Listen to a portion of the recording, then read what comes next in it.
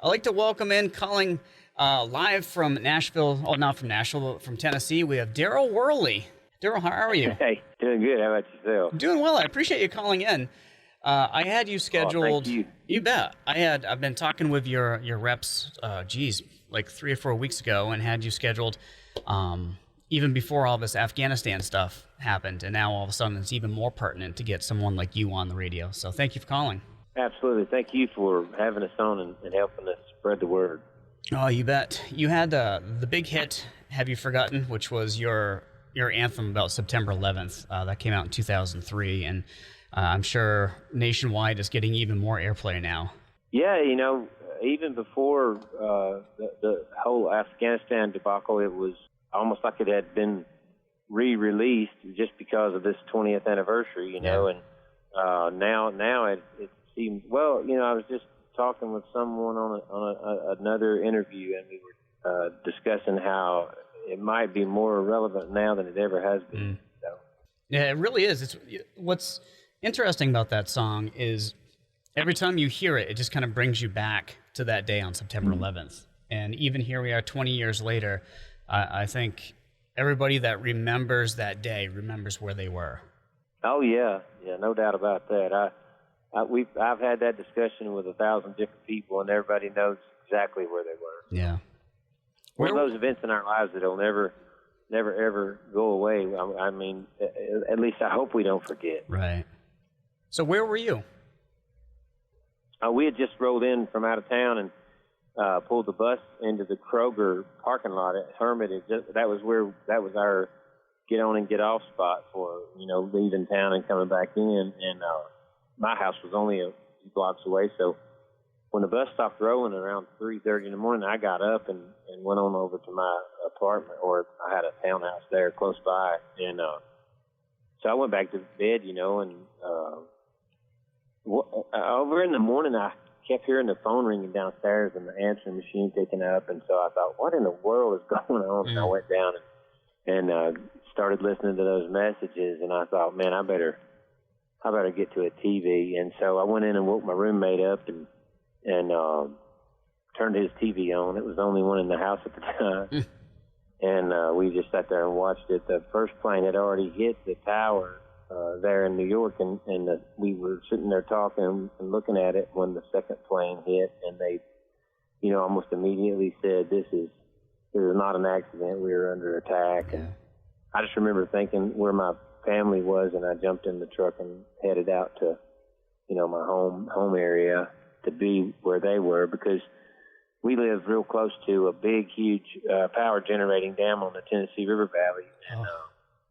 And I just thought that would definitely be a target if we were actually under attack. And so I thought I better get down there. And just one of those days that is forever ingrained in your heart and memory. Now, every time you sing the song, Have You Forgotten? Are you numb to it, or does it still touch you like it touches other people? Oh, I'm not numb to it. It probably moves me as much as it does anyone. I mean, from doing all the travel overseas and the different things that we've done to entertain the military, and being, growing up in a military family and being around all that, I don't think that it will ever get boring or old to the point where, it doesn't still evoke some emotion. And sometimes I can feel my temperature rising and my heart rate because it was just, that day was horrendous. And, I hope we never go through anything like that again. This Afghanistan thing is maybe, it's just horrible, and I wouldn't compare it to 9/11 because it's not here on our soil, but it's certainly a difficult thing to envision. So now, talking to Darryl Worley, I know for a fact that you've had a lot more interactions with the troops than I have. Have you had people talk to you about this Afghanistan situation and, come to you? And yeah, I can imagine. Yeah, my own family members, they're just, a lot of the guys that I know and friends and family have been over there, and I went to Afghanistan like 14 or 15 times to entertain the troops, and you know, it's just such a difficult thing for these guys who went there, you know, lost limbs, lost loved ones in the fight. It's so hard for them to process this and wrap their head around it. And, you know, I've seen it stir in emotion and just confusion in the hearts and minds of my own family members. And it's just difficult to watch and hear them talk about it. So it's a trying time for our nation, you know, so we just got to figure out how to pull together as opposed to, you know, we have enough division like it is. We need to figure out a way to unify. I feel a sequel to your song, I Still Haven't Forgotten. I still remember. Yeah. Talking to Darryl Worley calling in from Tennessee this morning. So I know that you've been very connected to the veterans and with the troops and everything, and you have a really cool, like almost like a side hustle right now, a side project, as they call it. You're working with a distillery. Yeah, we teamed up with Leatherwood Distillery out of Pleasant View, Tennessee. They actually contacted me about doing a special commemorative line of their spirits to, commemorate 9/11 and the 20th anniversary. Mm-hmm. And their idea was to pick 2 or 3 different charitable organizations and channel money to them, and hopefully we can, concentrate some on the veteran suicide issue. I mean, I'm still kind of blown away by the number of people that don't even know that's happening, and it's every day we lose it, up to 22 service members to suicide. And I've heard through the grapevine that since this Afghanistan thing has happened, that number has gone up. Oh. And so, to me that's the worst epidemic that I've ever heard of. I mean, and no one, Charlie Daniels approached me before he passed away, and he said, Darryl, he said the government's not going to do anything about this. These people are just hung out to dry and left to deal with it on their own. And he said, so it's up to us.